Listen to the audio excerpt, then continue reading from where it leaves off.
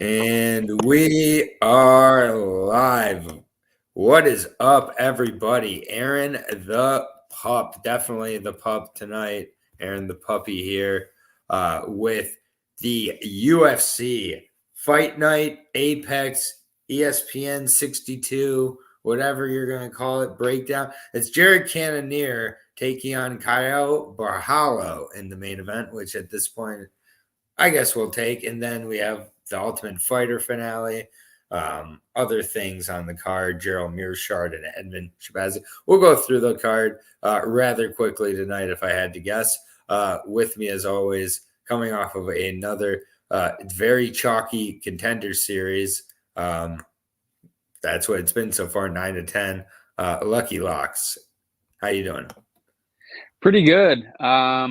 Yeah, last week on UFC was good. I just had the one bet, which is the under in the main. We got that. Felt like got a couple good reads as well on the dog in the main and the co-main. But nice to get the under 4.5, and hopefully we can win another bet this weekend. So yeah, looking forward to talking through this card. I like the main event tonight, or Saturday night, I should say. I think two good fighters there. A couple of weak prelims, but overall it could be worse.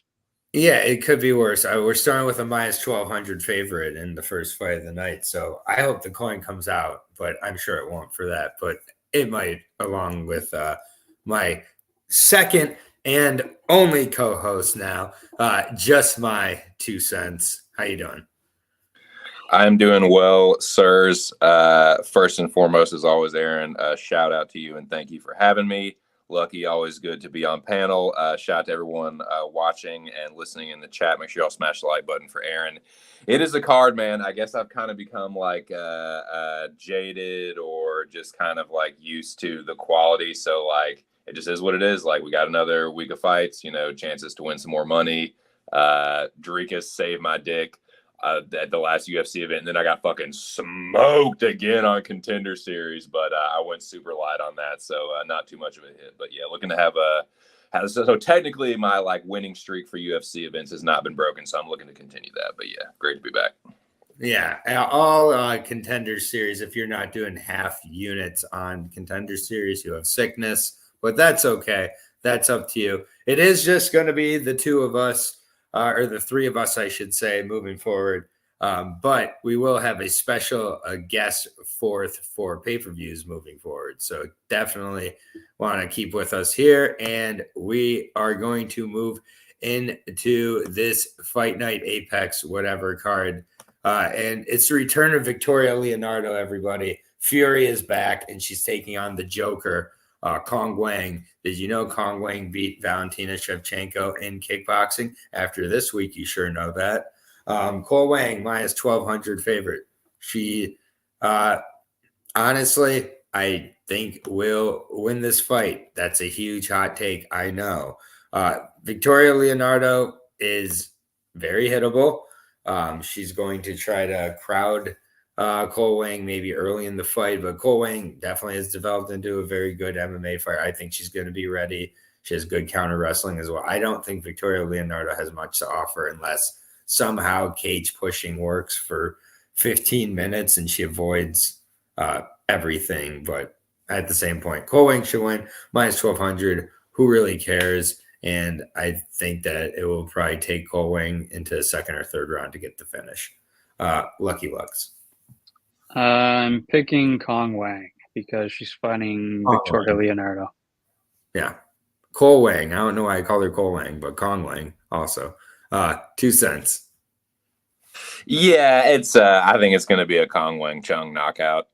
Victoria Leonardo, she did get that win against Mandy Bam, but I don't know how good she is. So yeah, I think everyone's going to mention the Valentina Shevchenko Kunlun victory, but yeah, give me Wang Chung by knockout here.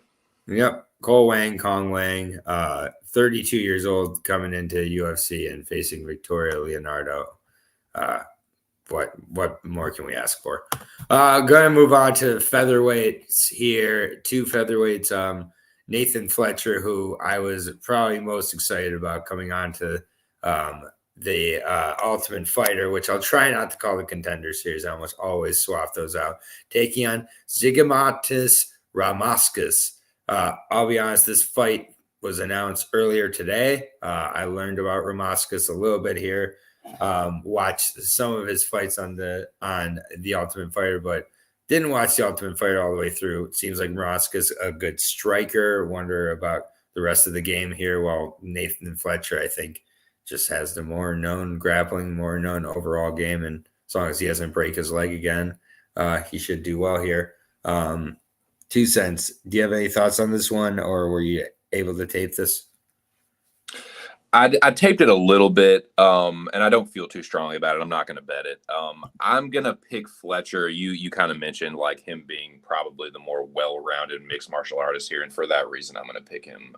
But it's not something I feel strongly about. I don't feel like bullish on a method of victory or anything. But yeah, give me Nathan Fletcher probably by decision. But yeah, that's all I got. All right. Our biggest Ultimate Fighter fan, world-renowned Lucky Locks. He loves low-level MMA, so what better place than Ultimate Fighter? What are your thoughts on these two? Yeah. Sorry to out you as an Ultimate Fighter fan. I mean, I'm an Ultimate Fighter watcher. I don't know if I'd go so far as to say I'm a fan, but hey, I'm tuning in. So, yeah, I definitely watch more than the average bear, I would say, because I don't have much to do on late on Tuesday nights. But Okay. yeah, Nathan Fletcher is a guy, obviously, that, as you did, I knew quite a bit about on the regionals. I always thought he was a pretty good fighter.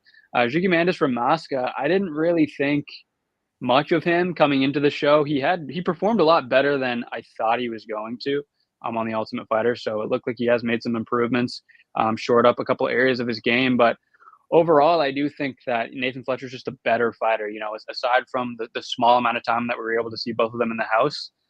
Just from what I've seen on the outside and, the actual legit non-exhibition tape, I do think Nathan Fletcher's a little bit better. I didn't look too super deeply into this fight, obviously, because it was kind of thrown together a little bit last minute here and just kind of, just went up on Topology today. So I don't have a super nuanced take to give you, but I do think that Nathan Fletcher is the deserved favorite here, but I don't have a lot of other insight aside from that. Totally fair, and I would think he'd be a decent favorite once the line does open up on that fight. No line as of now. He's minus 170 on Bet Online. Oh, minus 170. Okay. Well, yeah. I mean, fair enough at this point. It seems like you're saying Zigatis has really improved a lot over the, so it's hard to kind of say. And what injury did Fletcher have exactly? Was it a broken leg? Or what was it? It was like a fracture or something, was it, that he had? Yeah, it was like a fracture on his fibula, I thought. Yeah, something like that. Yeah, I don't know. It seems like I have still a rather quick turnaround there, so not exactly something I want to get fully on. 2 cents. What's up? No, what's up with all these leg breaks, dude? Like Fletcher, Danny Silva just broke his leg. Like all these. Yeah, I don't know if it's the same bone or.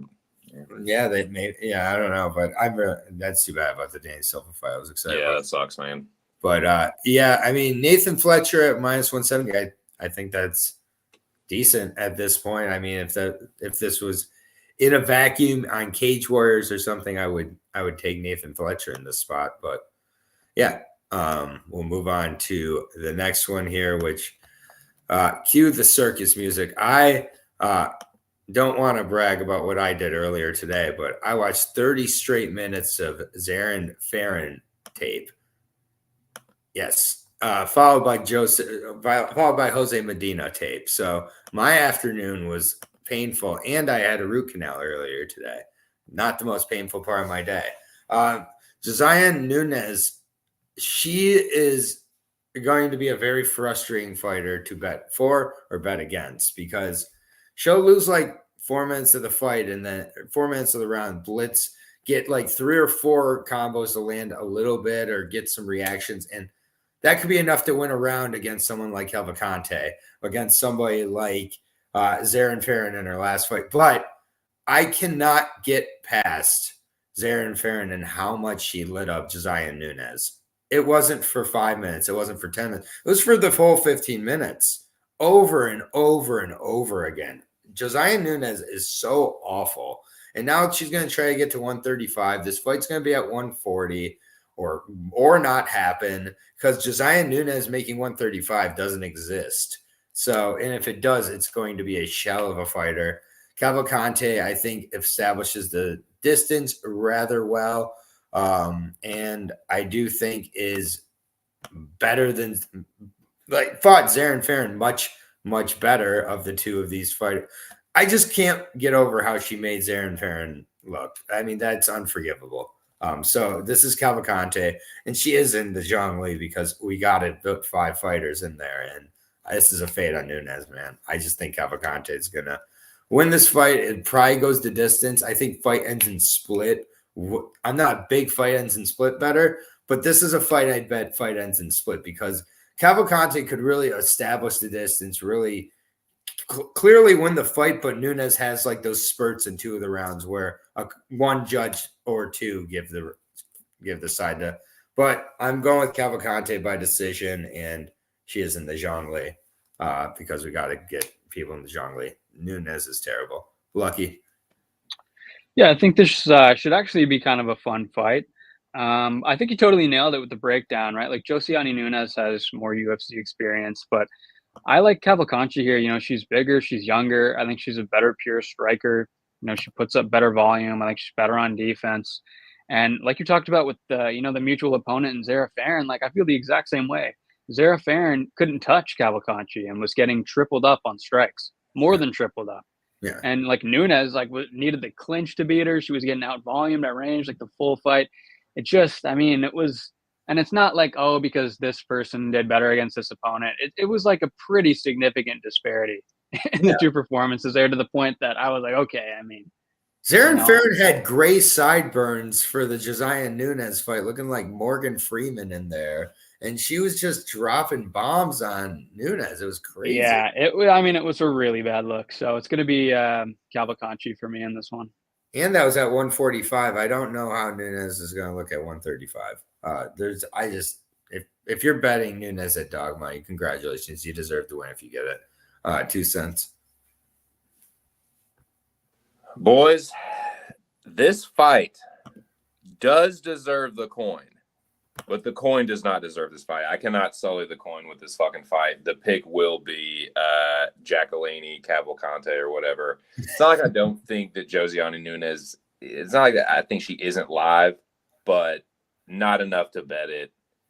It kind of feels like Nunes or pass. I'll be passing, except for, of course, Tail in the Zhongli, and I'm glad that she's in the Zhongli because that's going to be the pick. But, yeah, not something I feel super strongly about. But, yeah, Nunes is a fucking punching bag. So, yeah, give me Cavalcante probably by, I don't know, greasy split or something. Looks like we found out what the ash for in Nora Ashy is, and that must be chalk because Nora killing the Contender Series. I'm happy for you. I'm glad you're killing the Contender Series. Rest in peace, Pitlick. I still believe in you. It's okay. That was painful to watch. But yeah, we keep rolling here, and the chat's doing well tonight. All right, so we're all on Cavalcante. She is at -190. Not going to be betting her besides the Zhongli as of now, plus 160 to Nunes here, and cue the Joseph Benavidez jokes and every other joke you have along the way. Next fight, 155. Borchev. Tough to get past the last fight with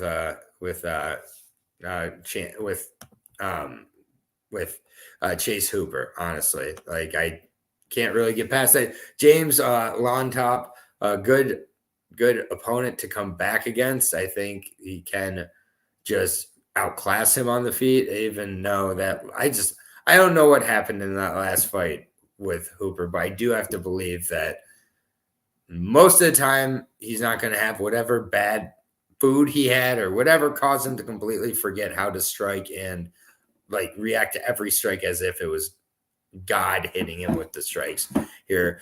But at the same point, I just overall have not been impressed with what I've seen at Borchev in the UFC as time's gone on. And I'm not sure if it's just a result of coming to the UFC a little bit later with other combat sports or what it is. But I mean, I don't like how he reacted to damage in the last fight. And one of the few dogs on this card that I have bet is James. I am betting James Lontop. I do think he can get the knockout as well.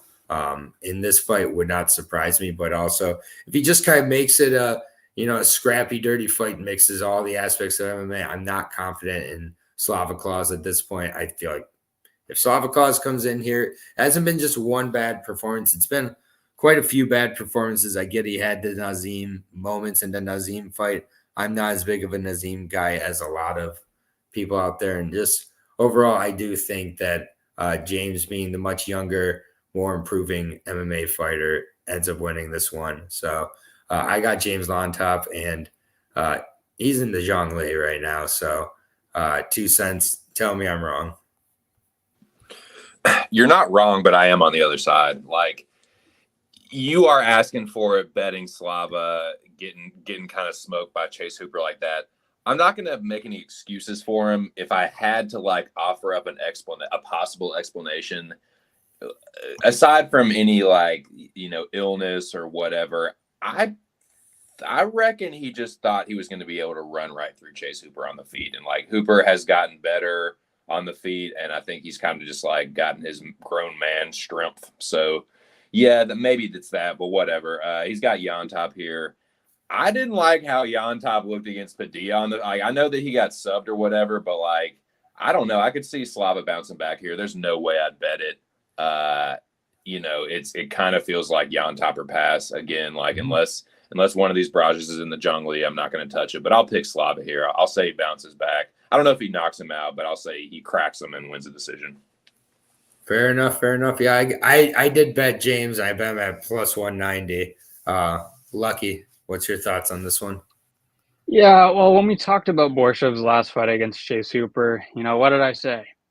A lot of pretty mean things about Slava Borchev, along the lines of, I think he's really bad. I don't think he should be in the UFC. Some matchup-specific things about how completely and utterly bereft of any grappling ability he is. And what do you know? Chase Hooper treats him accordingly. Luckily for him, he's going to be in a striking matchup against James Yontop here. And listen, they give Slava his due. He's a good striker. I just think he isn't good overall. Like, I don't think he should be in the UFC. He's had 6 fights. He's won 2. It was Dakota Bush and it was Mahashate. Like, okay, man. I mean, I think minus 2XX on Borchev is dumb. If he beats Yontop, I mean, good for him. It's not going to change my mind on him. And, I don't mind Yontop. I think he's fun. I don't think he's going to be champ or anything, but, he's got a little bit of potential. He's 0-1 in the organization right now. I think it's a pretty freaking clear dog or pass for me. There's probably not a single fighter in the entire lightweight division that, I would back Borchev minus 230 against. So, no. Yeah, it's got to be dog or pass in my opinion. Yeah, and most likely, I mean, I hate to say it, but Justin Villegas being the words of wisdom here, saying I wait till next fight with Slava to bet him, because you really don't know. He could certainly, it's either the bounce back spot or it's to continue downslide. And the 25-year-old I'm going to take here, and James plus 180, minus 220 on the Slava side.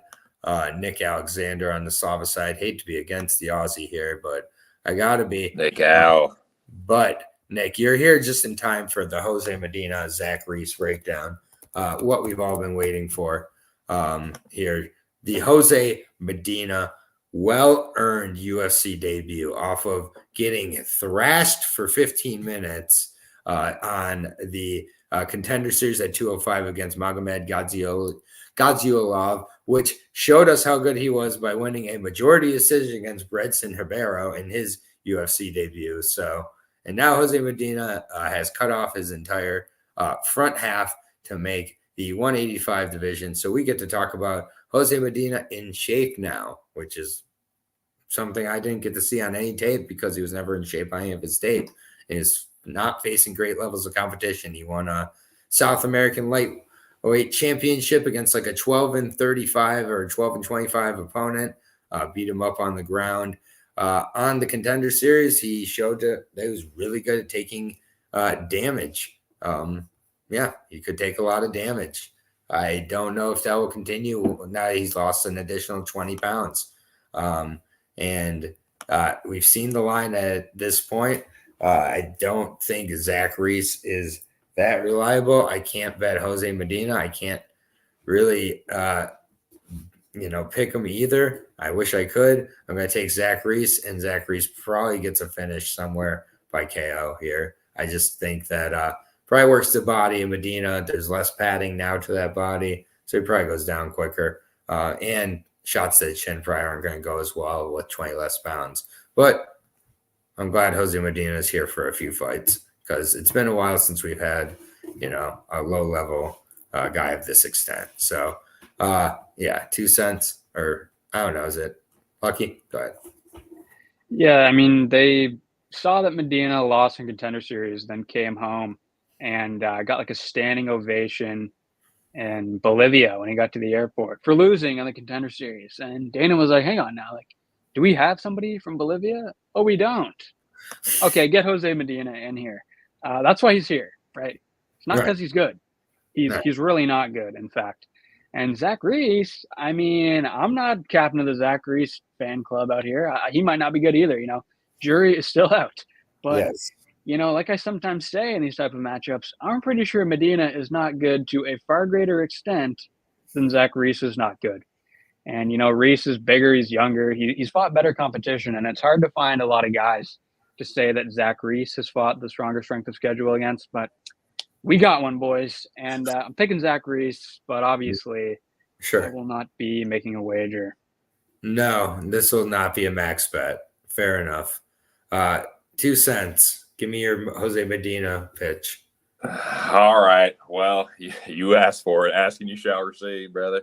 So I already tortured the Locker Room Talk podcast listeners with this one yesterday. I would not sully it with an official bet, but I did take a small flyer on Medina, and it is not because he is good. It is because Zach Reese he's just been a first round fighter. Like, I'm not necessarily saying that in a bad way, but I think it could turn out to be bad if it gets extended because, like you said, Medina is a fucking punching bag. Like, he can take a, he's going to keep coming. He's going to keep going. He can take a whooping. But yeah, he is dropping down to 185. So it could potentially affect his durability. It did look like he did take, he's taking it seriously. He's trimming down, got to 185, went and trained in Thailand. That's a popular thing to do, but we'll see. Like, I think the most likely scenario is Zach Reese knocking him out in the first round. But I think he should be more like minus 250, minus 300. You give me plus 360 on a dude that looks like he can fucking take a beating. And hey, dude, if he gets on top, man, like, his ground and pound isn't the worst. And he's not like, I've seen, a couple worse sub grapplers before, so I think it's possible that Zach Reese could be doing a little bit of front running, and he hasn't gotten checked on it yet. I don't know if Medina is going to be the guy to do it, and I would never recommend betting him. I think you just pass at this point, or you bet Zach Reese by first round knockout. But yeah, got Medina plus 360, so we'll see if I look stupid or if I'll rub it in all your fucking faces and do a fucking toe-to-toe Julian to every single one of you.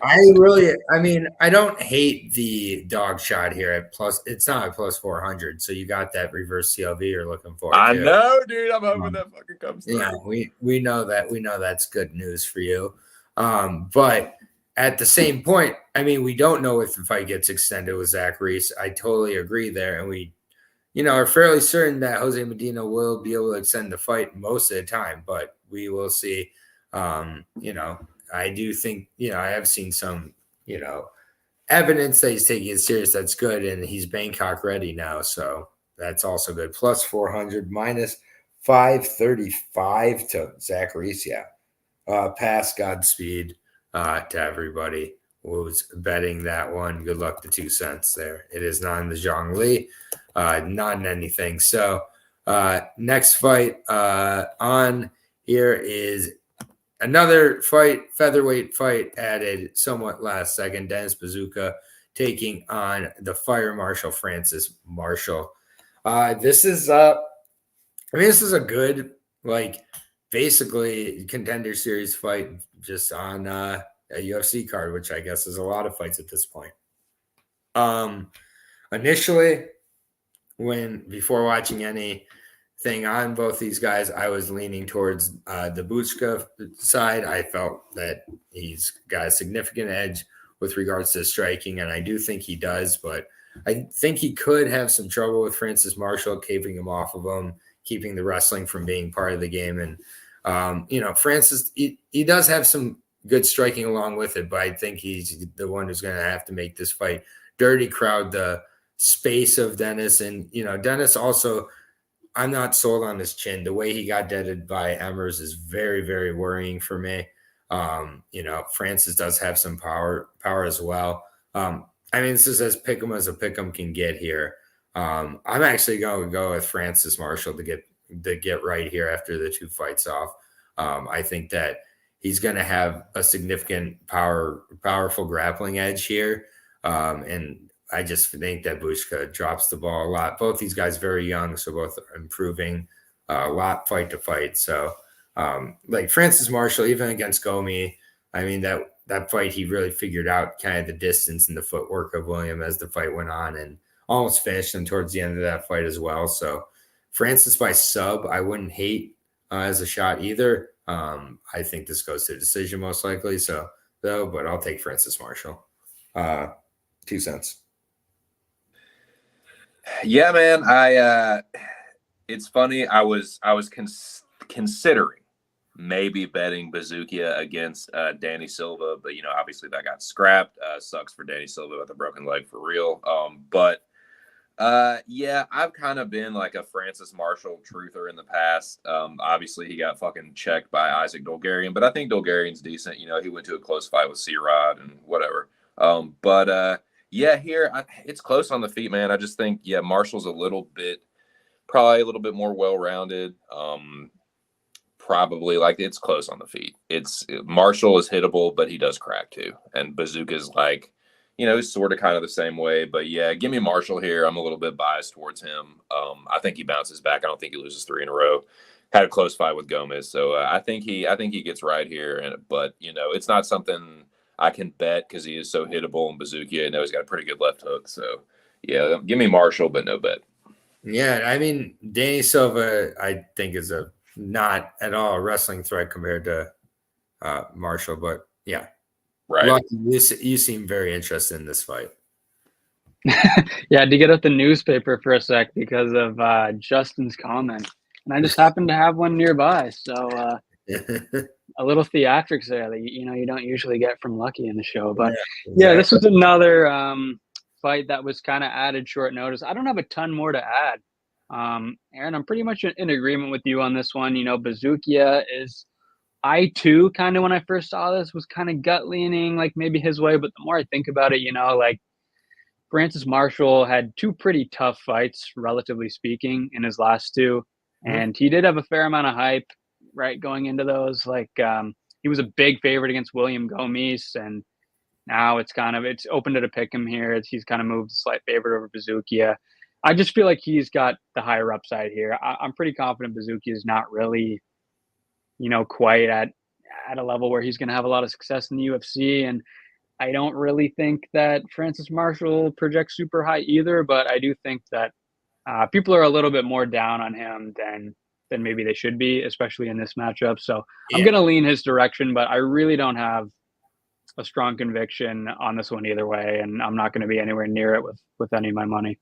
Yeah. And honestly, like I just didn't like how Bazooka even looked against Conor Matthews in that fight. He was getting taken down in that fight quite a bit. Conor Matthews is very bad, and he was hardly even favored in that fight. I love that spot for Dennis in the last spot. But the short notice I think might be good for Francis as well. But we shall see. Again, I'm against the Aussie Nick here. I'm sorry, Nick. I got Francis Marshall, but no bet for me as of now. Gonna move on. Main card time. I think this is another one of the. I think this maybe I fell for the James Yontop dog trap, but am I gonna fall for the Gerald Mearshart dog trap as well? Edmond Shabazian returns here after a performance against AJ Dobson. He did get the first round finish in that spot. Early in that fight, though, got taken down by Dobson, controlled by Dobson a little bit. I think spots that if Gerald Mearshart gets to, maybe Edmond's getting tapped in those spots. Who knows?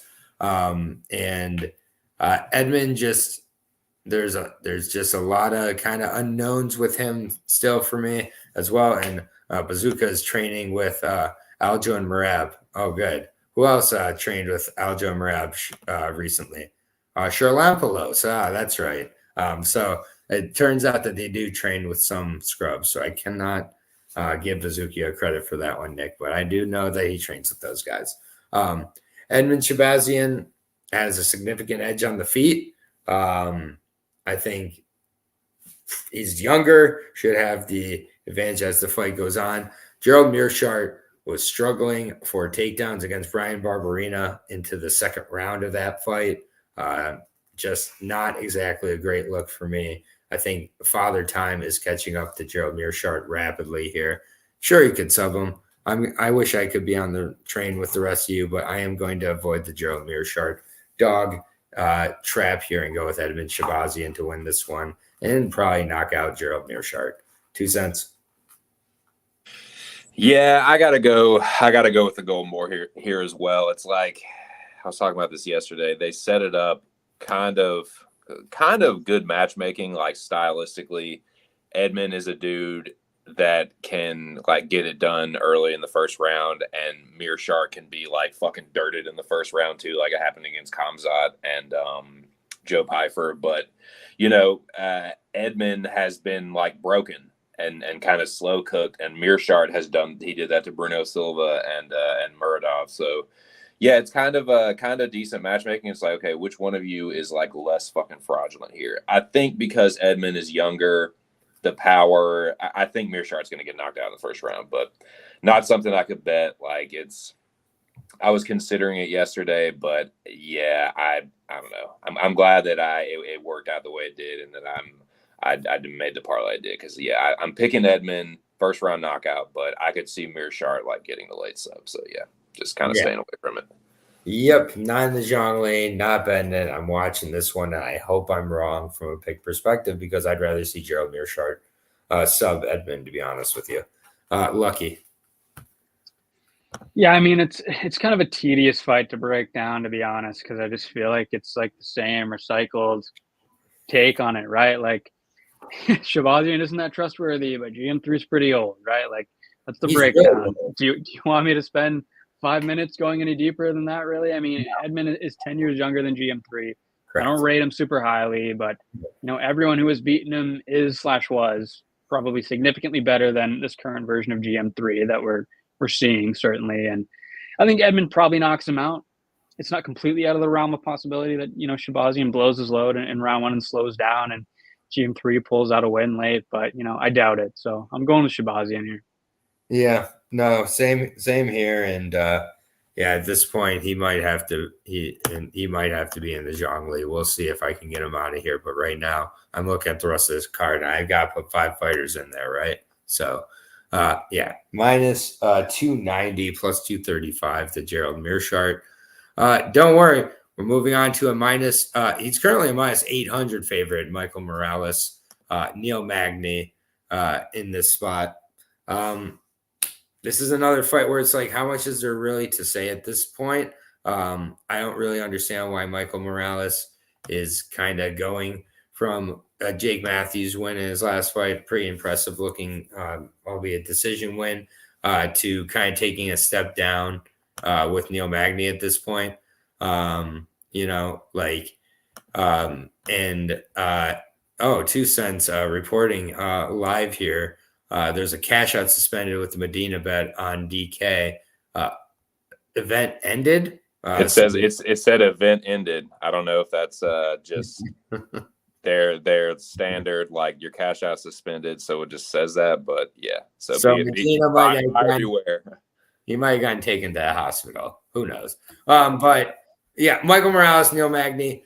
Good luck to Neil Magny bettors. I am happy for you if you are in it here. But Morales, to me, I think Morales gets his first. He gets his first submission in the UFC here.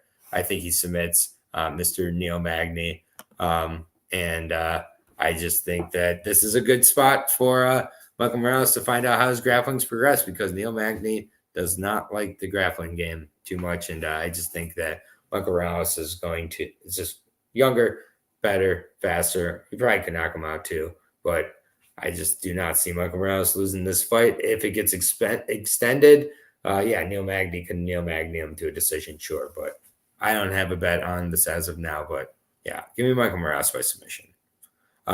Lucky. Yeah, I mean, first off, I see Juan saying he's low-key excited for the Ultimate Fighter fights this week. To be honest, I agree, actually. Yeah. I am kind of excited to see the two finals in the main card that we'll talk about both of those next. But back to this fight, I really like Morales. He's a personal favorite. He's explosive. He's fun. He's very talented. He can strike. He can wrestle. There's a lot to like about Morales. I think he's great. We all know Neil Magny. I don't think anybody needs me to break down his game for them. If you're watching the show, you're probably familiar here. So Yes. We'll just get down to brass tacks. UFC wants to get Morales in the rankings. Fighting Neil Magny is probably the path of least resistance to get him there. He's 12 years younger than Magny. He's one of the few guys that can match his length. He's a high volume striker. He can hold his own in the pure wrestling exchanges, if not be the better wrestler altogether. So, is he going to win? Probably, yeah. Am I going to pay minus 900 to find out? No. But I do think he very, very likely wins this fight. Yep, hot take there. Thank you so much for clearing that. Yeah, no, and I'm just looking real quick. The submission's at plus 1,000, so we're going to take a shot at it here, just cause. Just my 2 cents. Yeah, I mean, I'm kind of with you, boys. It's it feels like it's going to be one of those fights where Magny's like having some success, like he looks okay, like I did, parlay Morales, so I'm going to be sweating it a little bit, and then Morales is just going to get sick of it and just mash the gas and get him up out of there. Like Magny, he's been knocked out a couple times, but I think another one's coming. I think it's a knockout or a club and sub for Morales. Yeah, younger fighter. He's going to be. He's been knocked out twice, sub 6 times. I think he's going to be much faster here. He hits like. And I'm sure some people are going to see that big number and be like, "Oh, look what he did with Malat." But like, man, Morales is just a little faster and sharper, and he hits pretty fucking hard. So I think he knocks Neil Magny out, but I could see a club and sub too. Yeah, yep. And we talked about that one earlier, Juan, at the beginning of the fight with Fletcher. So, yeah, minus 800, not much more to say there, Yeah, plus 550 as of now. The plus 1,000 on the submission. I will be probably sprinkling for Morales just for the call. Yeah, that's pretty fucking insane. I don't blame you, Mick. Yeah, so, all right. We are going to move on to the first of 2 Ultimate Fighter finale fights.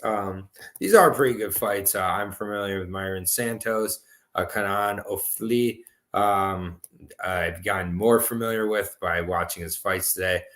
Pretty pure grappler. Won his fight to get into the Ultimate Fighter finale with a guillotine after getting kind of wrestled around for a minute by the South African. Very low level stuff there. Myron Santos. He did lose on, I believe that was that short notice against Dan Arguda. I don't remember if it was or not, but maybe it wasn't. But yeah, I kind of got a little bit exposed there. But very young fighter, still 23, 24 years old now. Very large for the weight class, has trouble making it.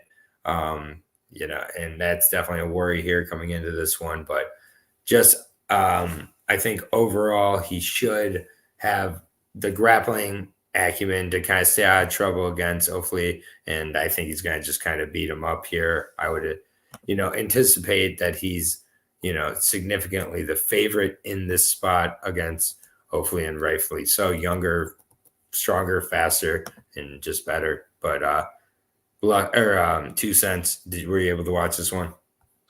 Yes, I was. Sorry, I was taking a hit of this guava tart here. Cheers, boys.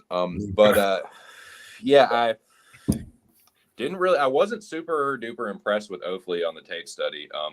I thought he got a robbery victory over this one dude that he fought for a belt at one of the Australian organizations or whatever. But yeah, and I kind of I like what I saw from the younger fighter.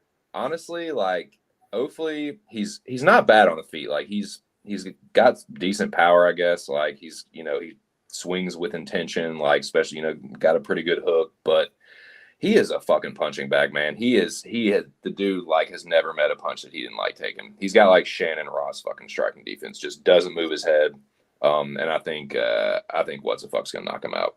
So yeah, give me the 23-year-old here by knockout in second round or so. I like it. And we're making Nick aware of the fight right now. You're welcome, Nick. Stay tuned for the co-main too. And calling for the coin is one, but not getting it here. Lucky, what's your thoughts? I know that you're a fan of both these guys. Yeah, I think it's a good matchup. And I was impressed with Cannonier on the show. I know most people don't watch the show anymore. Can't really blame them. I still do, not because it's a great show, but because it's something to do on Tuesday nights, right, before Contender Series comes back. I put it on in the background, usually while I do something else. I skip through a lot of it, I will say, and just kind of go to the fights at the end, because it usually comes in handy this time of the year when we got to talk about them. So, I thought that Oley looked good on the show. I thought Santos looked good too. Santos is the prospect that I'm more familiar with, and I've been relatively high on him. I've been high on him for a good while. And, Aaron, you and I talked about him, I think, 2 years, maybe a little over 2 years ago on LFA when he fought Dan Argueta in a main event. And it was a long time ago, but I think the prevailing consensus between us was pretty much Santos is very good for somebody so young. He has a bright future. He's going to be very good. Yep. Not going to be enough against Dan Argueta. He was 21 years old at the time. Dan Argueta, was a grown man. He was jacked. Mm-hmm. He had his man strength. And I bet on Argueta in that fight. And I was honestly impressed with how Santos handled the relentless grappling game on Argueta. He did by no means rolled over and die in that fight. But I think now it's time for Santos to break into the UFC.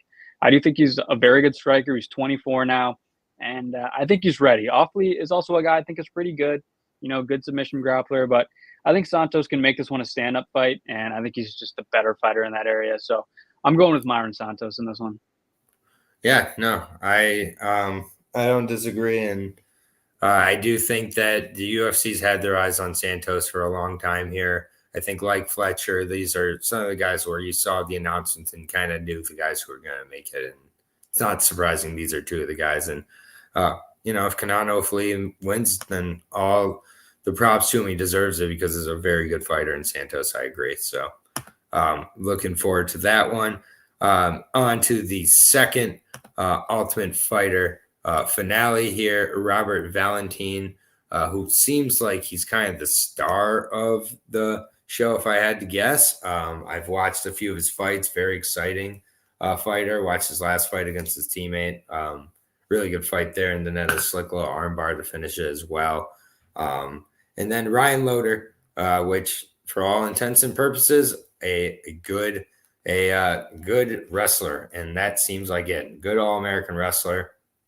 Seems like every season of The Ultimate Fighter has one of these, no matter what. This one made the finals here.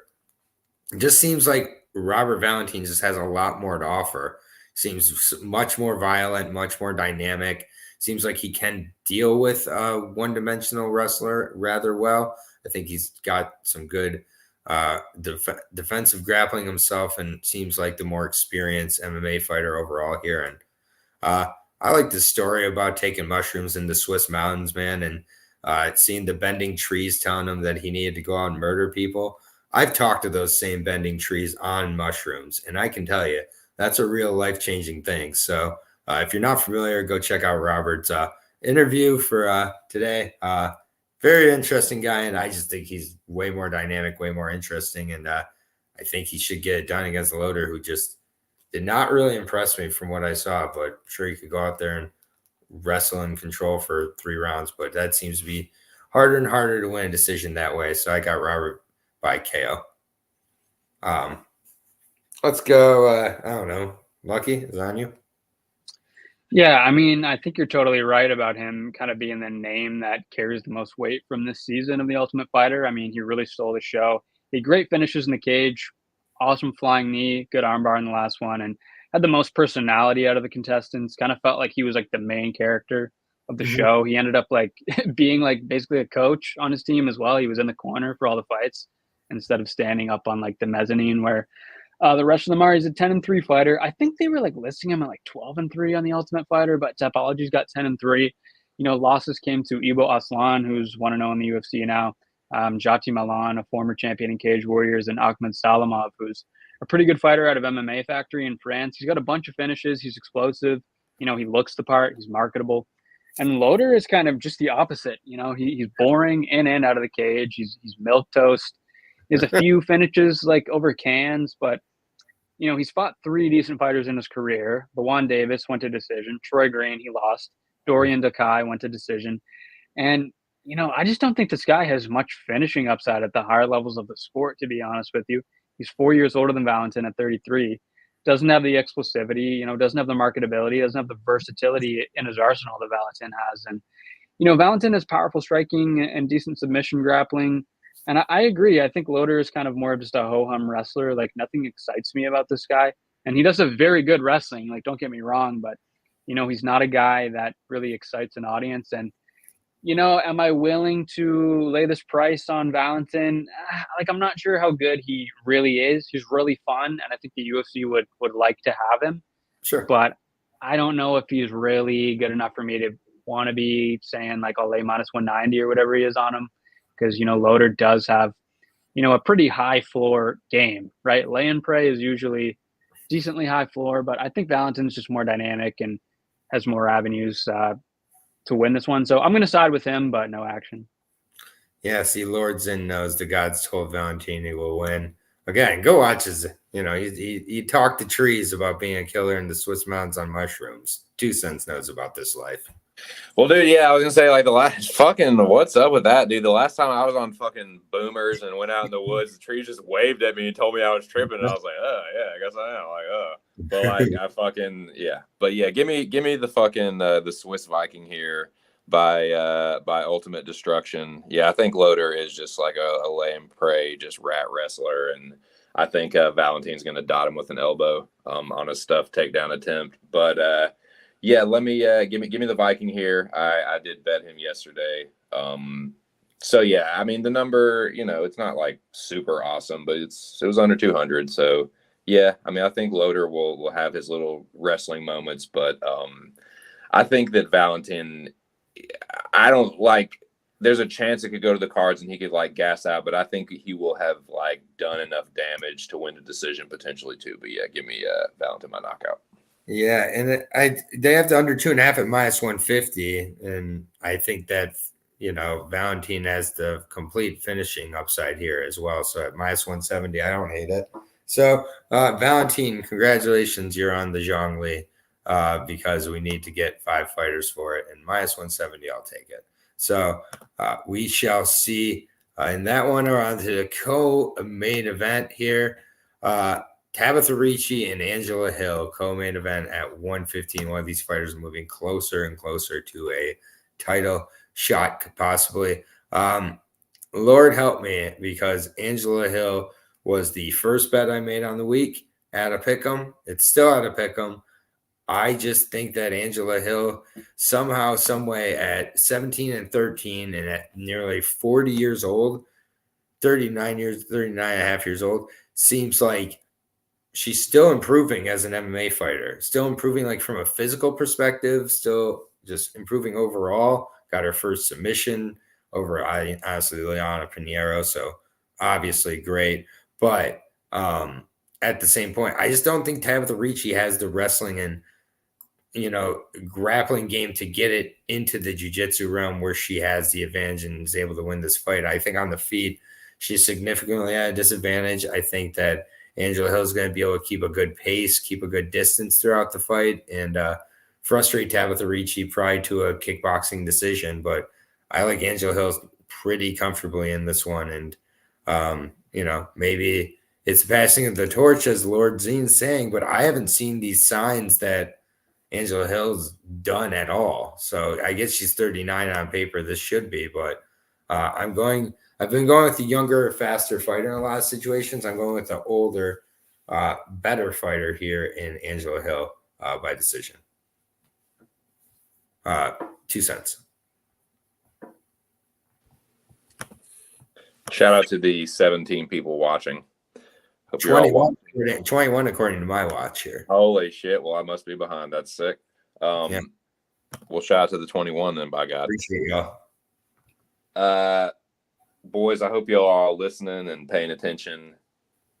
And those that have been waiting for the coin, wait no further. The coin is made for fights like this, and this fight was made for the coin. So it's a pick 'em. The line's been a pick 'em. Angie Hill might be the slight favorite now. I can't remember, but yeah, it's time. I will give Angela Hill the respect as the veteran. She will be heads. Tabitha Ricci will be tails. But y'all smash the like button for Aaron if you haven't already, and get your co-main event coin flip, boys. Co-main event coin flip. Co-main coin flip. The coin will fucking speak in the co-main event. That is sick. All right. And it is baby fucking shark Tabitha Ricci. Oh boy. The Mick and I versus the coin. But you know what that means. That's a big old pass for me. So the pick will be Tabitha Ricci. The bet will be nothing for me unless she's in the jungle. Unless one of them is. Wow, that's such a sharp play by the coin. Good job. And oh well. Lucky, can you at least join me on the Angie Hill side?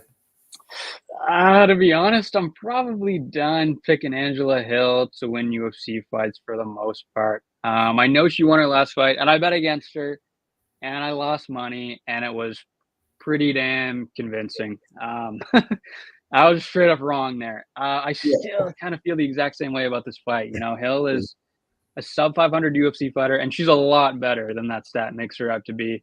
Yes. She's 39. The steep decline is coming soon, and maybe it's not this weekend. Maybe it is, maybe it's not. I just can't justify myself, to bet her with a minus in front of the number. I just can't really do it. Ricci is 10 years younger, but she's smaller. Hill has obviously got the striking. Ricci's the better grappler, but Hill has shown, good anti-wrestling ability to keep fights standing up. And I'm going to pick Ricci, and I understand I don't have much of a basis for doing that. I don't pick Angela Hill in 2024. That drop-off is coming. It's a matter of when, and believe you me, when it does, I will have picked the opponent on this show. So, hopefully the market doesn't back me into a corner and make me bet Ricci on Saturday, because I really don't want to do that. I do not want to have money on this fight. So, hopefully that doesn't happen. But for the purpose of the show, I'm going to pick Ricci. Yep, and it is currently minus 110 each side. I do have it in the Zhongli as of now, and we have one fight remaining here, but fair points on all. Ricci needs to find inner fire for once. I have not seen that. Hill wins. Ricci, baby sharks. All right, thank you. I think there's a chance that she could just get a robbery by just fatter Tater, and just being more. Yeah. No, you're right. I mean, Angela Hill has lost 10 of her fights that she's won. Let's be honest. So, right. Well, or at least she claims that. All right. Main event time. Very good fight at 185, but I do fear it is further passing of the torch here, or further passing of the cannon here, with Jared Cannonier taking on Caio Borralho here. Fight Nerds, the hottest camp in the game right now, possibly.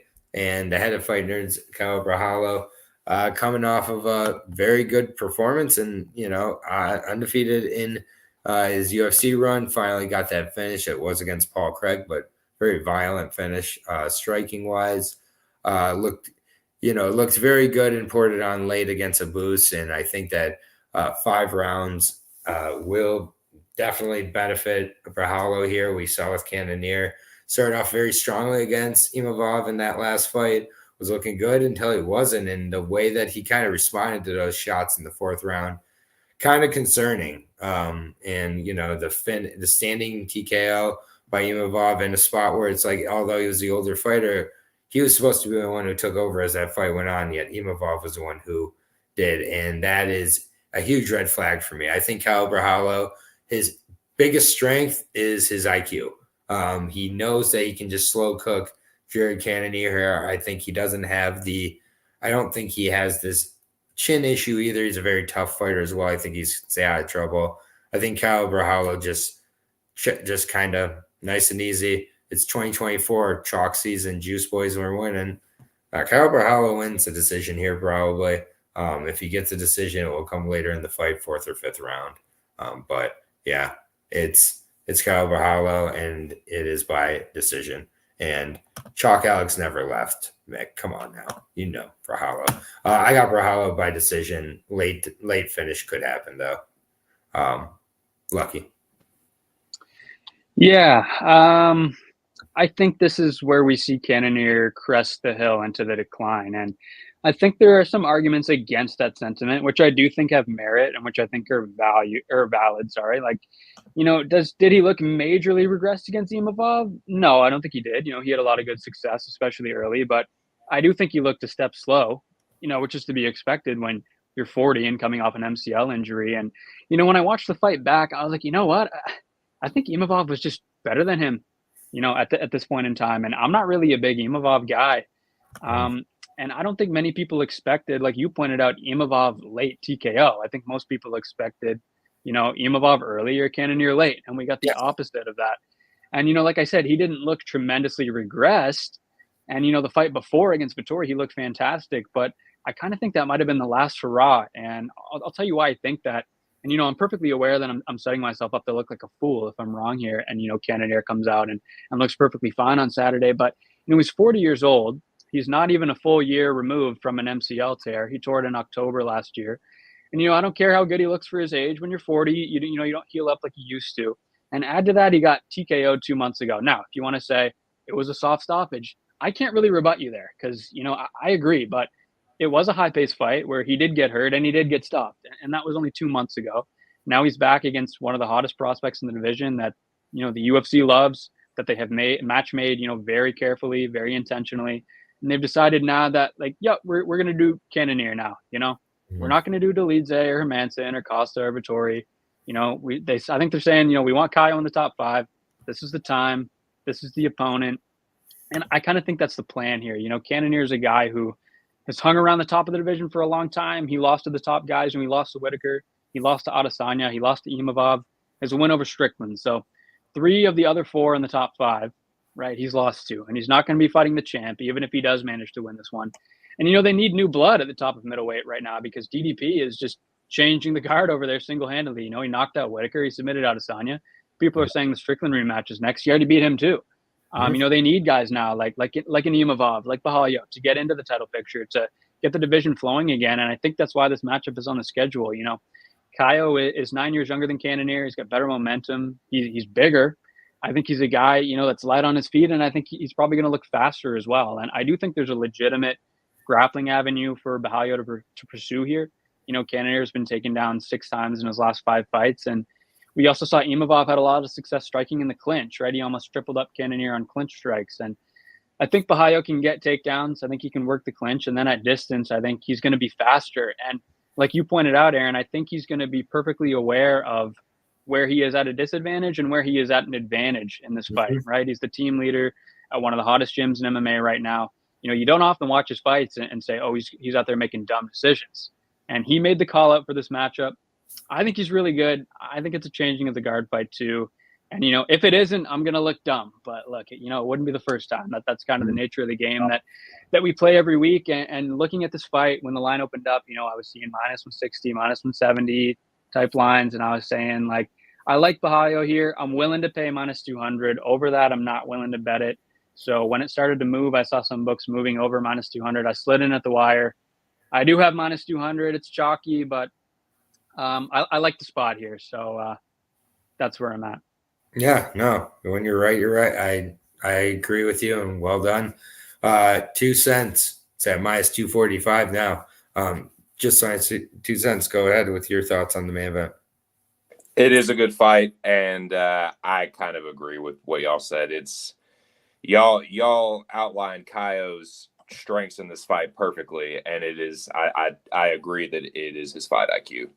I think that this is one of those fights where I don't think he's going to fight him like he fought Paul Craig. I think he kind of knew that, like, okay, I can stand and bang with this dude. I want to show people my striking skills. Like, he did get cracked in that fight. Like, he got rocked a little bit by Paul Craig, and like, I just think if that happens against Cannonier, like, yeah, he could get hurt, he could get dropped, but I think if that does happen, you're just going to see him go to the grappling. Cannonier is obviously a lot more proven, but he is 40 and he did get knocked out not too long ago. He's coming off the injury, and he's quietly been knocked out 3 times.